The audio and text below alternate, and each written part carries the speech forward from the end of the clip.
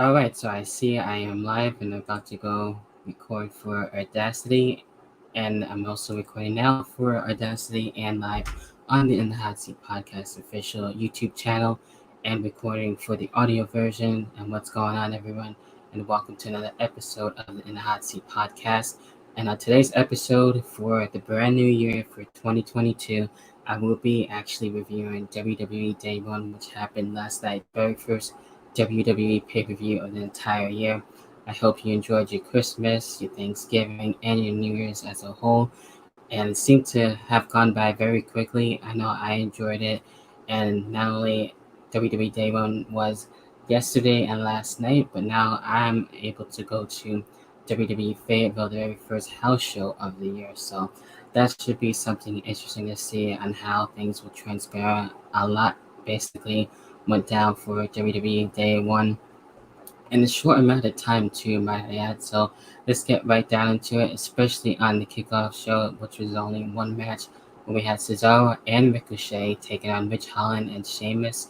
And it was supposed to be a tag team match, and Rich Holland was there for a good while. He got some stuff in. But after a while, he was able to be taken out by Ricochet, being able to get him really good with the boot and everything as he was doing the move, and he actually ended up breaking Rich Holland's nose, unfortunately, which definitely does suck on that, especially being able to just get a start more on SmackDown and to be able to tag with Sheamus. So after that, for a good while, Rich Holland was actually being attended by doctors, and he was fortunately able to be taken to the back, and then it was basically a 2-on-1 handicap match after that. And just when you thought it was going to go Ricochet and Cesaro's way, Sheamus somehow gets to be able to figure out a way to defeat them and come back, and like nothing happened, and doing it like a pro and winning there. So that was really interesting to see how that crazy, insane stuff was able to happen. So pay-per-view barely getting started, and it just really came about in a wild way. So hopefully Rich Holland will be okay, and I really like him with Sheamus as a team and how they're able to deal with things. But we'll see how things will go, and hopefully it isn't far too serious and he won't be out for far too long. I know a while back in NXT he had a really serious injury. He was out for a long time, which was unfortunate then too, because he was just as well getting his start. So hopefully this time around it isn't far too serious with the broken nose. Then we get into the main card. We started things off with the SmackDown Tag Team Championship match between the Usos and the New Day, continuing their rivalry. And these two teams definitely didn't disappoint, and they know each other so well on everything. And we saw King Woods and Xavier Woods and as well Kofi Kingston being able to try and gain back the SmackDown Tag Team Championships for quite some time. We did actually see this match basically in a title match beforehand and everything. And some of the stuff that we did get to see, basically the turn of the tables between the two teams. We saw the Crux body and everything, the SOS. On this one, some crazy near falls, as I have with the notes and everything that I'm dealing with. And what was really awesome seeing the 3D by the Usos, which was cool to be able to have that and be able to get the win and see what will happen next. So I'm not too sure who will be able to face the Usos after that, what's going to be happening next with the New Day and everything. So I'm curious to see when that's going to go. But a really fun match, definitely for sure, one of my favorite matches of the night. And then we got into Drew McIntyre and Madcap Moss in this one. Didn't really care far too much on this match. It wasn't really that long of a match too either. I prefer Madcap Moss to be Riddick Moss, if you ask me. Same thing with for Baron Corbin to be his old gimmick and self again. But this one, Madcap Moss had a little bit of a good show, and he was able to showcase some stuff there and show what he can really do. But in the end, Drew McIntyre was able to come back on top and actually give a Claymore. So it made sense to have Drew McIntyre win there. Then we had the Raw Tag Team Championship on the line between RK Bro and the Street Profits. It really could have went either way between two one of my favorite tag teams as of right now. So basically, it would have been fine with me. We had the Migos there at ringside and everything, support for RK Bro. being able to do things there and just to watch the match. And we saw some wild stuff, especially from Montez Ford with the splash uh, over the turnbuckle and everything, which is crazy, onto the floor. Riddle and everything trying to be able to do what he can and almost getting frustrated at times. But we did see basically usually the DDT by Randy Orton and everything. Um, of course, the back and forth stuff between Orton and Ford, which is really cool. But in the end, we did get to see Randy Orton hit the RKO and be able to retain Raw Tag Team Championships, and to see where things will go here from both teams and having actual respect there. So you love to see that. That was really cool on both teams' parts. So I can see Arcade eventually breaking up at some point, since it is basically now the road to WrestleMania. So maybe we'll see teams at the Royal Rumble and then eventually have them face off in a match. Whether or not they'll have the Raw Tag Team titles together still, and then still feud, since we kind of saw that too with Eddie Guerrero and Rey Mysterio one time with the SmackDown Tag Team titles. So maybe it could be something similar to that. I can almost see that too at the same time. So we'll have to wait and see. So a lot of stuff too. It looks like they're getting really ready for WrestleMania, starting with day one there. So a lot can really happen. Then we get into Edge and The Miz, one of the matches that I have been looking forward to, and I've been curious. I was wondering like when were we able to see this earlier, and how it would have been able to transpire if we saw this a lot earlier between the two, like around 2011, if Edge didn't actually retire and everything, we probably would have seen this match a lot more earlier. But this one, these two really going back and forth and everything. Edge having the actual Brood entrance too was really cool and dope to see. That's awesome there. The Miz having Maurice too for support and everything. She was able to get involved too at times to try and help out the Miz. Almost one point, the Miz was able to actually try and get the win. We did see the Skull Crusher finale, but that wasn't enough. We did see them go to the announce table too at one point as well. But in the end, Edge was able to come back. He was able to defeat the Miz, and not only that, we did get to see Red Phoenix even in the odds of returning. So that's cool. Hopefully, we get that mixed tag team match. That would be really awesome to see, most likely at WrestleMania, if it doesn't happen early between Royal Rumble, Fastlane, and Elimination Chamber. Um, so that would be really cool to see that. Really happy to see Beth Phoenix back. So that would be really something to see there. So curious to see where that's going to go, especially if we see Beth Phoenix and Maurice actually in a one-on-one match at some time and point before them. So that would be pretty cool there in itself. Uh, we did actually see only one women's match, unfortunately, but it was for the Raw Women's Championship. Becky Lynch and Liv Morgan on this one, and almost something similar to what we've seen before.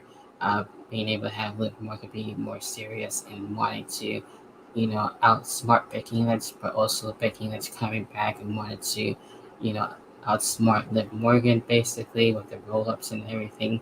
So getting back to that and trying to see who's going to outsmart whom. And we did see the explosive suplex in this one. We saw the near falls, obviously. On this one, Liv Morgan with the stomps and getting payback on Becky Lynch, too, as well for Becky Lynch trying to almost take her out before everything was able to transpire with this match and everything. Then we got to see the manhandle slam, and Becky Lynch was able to actually come back and defeat Liv Morgan. It does suck. It wasn't really needed, but I understand it, and it looks like Liv Morgan is going to chase the title, so I'm sure she'll probably be in the Royal Rumble match if they're not going to have another match. I also did hear and like that tweet from somebody mentioning that Liv Morgan may be winning the Money in the Bank at some point, but I really wanted Liv Morgan to be Royal Women's champion, especially for last night. It would have made sense, but her chasing the title and to see where things go. We'll see what happens with that, but I really wanted her to win. It's sad and unfortunate that it didn't happen last night, but it is what it is there. And then we get into the main event now with this. Earlier, we did learn that Roman Reigns unfortunately had to be able to not be a part of the match, and then Brock Lesnar was left without an opponent, and Roman Reigns was able to unfortunately leave because of COVID and everything. So hopefully things will be okay with Roman Reigns and being able to have now Brock Lesnar be added to the Fatal 4-Way to make it a Fatal 5-Way, which is crazy that happened. So it ended up being Big E, Bobby Lashley, Kevin Owens, Seth Rollins, and Brock Lesnar all in this match, and it really escalated really quickly as soon as the entrances were basically done. So the German suplexes basically, we see basically Kevin Owens and Seth Rollins working together again, trying to take up Brock Lesnar on this. We saw Brock Lesnar basically using not only the German suplex, like I mentioned, but the F5 and everything. Big E, really cool, wasn't really afraid at all by Brock Lesnar, so he wasn't really intimidated. He really wanted to go out there and whip ass, which is cool to see that and how determined he was. This match also wanted me to be able to see Brock Lesnar and Bobby Lashley. I felt like they should have been doing a little bit more, but it was kind of short, but it wasn't really too long either. It's like kind of like in the middle. I wanted to see more out of that, but in the end, Brock Lesnar, yes, unfortunately, is the WWE champion. I kind of saw that one coming. Basically, I really wanted Big E to retain on that. If not Big E, then it could have went probably maybe to like Kevin Owens. I would have liked to see that. Some you know, wasn't really too pleased with having Brock Lesnar again as champion on that per se. So now we'll see who will be he facing next. Probably any one of those guys too as well. He'll probably end up being champion until WrestleMania. At this point, I can see that. So we'll see what happens next out of that. That's the only thing I didn't really fully care for too much. Besides that, and then I didn't really care too much for Drew McIntyre Madcap match for too much. That was basically it between the two matches for day one.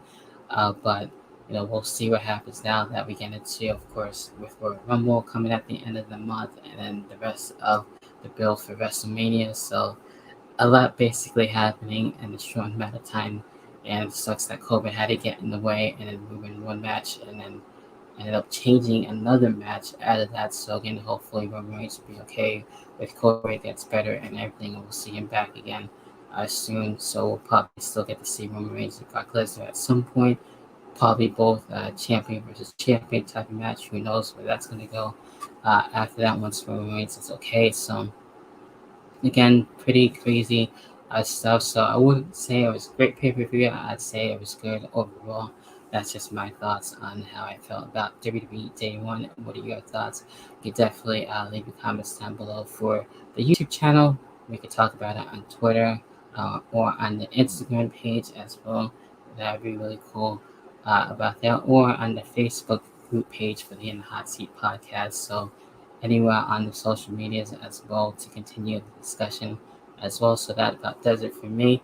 I have WWE Fatal for the house show for tonight. Looking forward for that. Curious to see where that's going to go since I don't really see Brock Lesnar showing up, and of course Roman Reigns won't be there. So I'm sure anything can really happen. Maybe there'll be a women's main event. I don't know. So maybe even a title change since that really happens, and it's a super show. So hopefully there'll be some NXT stars. I did get some first time ever cosplay from the Alexa Bliss merch that I did buy with the jacket, the t-shirt, and of course the Lily doll that I do have with me. I don't know if I'll be wearing that, but I'll definitely most likely be wearing the jacket. So it's going to be fun. I'll do a vlog on that for the main channel, which is Fort Minor Project. So be sure to subscribe to not only Fort Minor Project channel, but for this YouTube channel for the In the Hot Seat Podcast official, and check out, of course, the Anchor page and as well the other sites that I do have for the In the Hot Seat Podcast on select platforms as of right now. A lot of stuff is looking to happen too in the near future in terms of interviews and other stuff too, as well for non-wrestling related stuff. For the next review, I'll be looking to do Impact Wrestling Hard to Kill, and as well the Royal Rumble for this month. And for the last video, I do appreciate the feedback too, as well for my coming out stories. So if you want to see that, definitely check that out. Whether you are here on the YouTube channel or want to listen to the audio version on Anchor as well, I would appreciate that. And I might do other updates as I go along. So we'll definitely see what that goes. So, anyway, that is it for this week's episode of the In the Hot Seat podcast. Hopefully, enjoy the rest of your Sunday, the rest of your week, and I'll catch you guys in the next podcast, whatever the hell the next podcast may be. Until then, see ya and peace.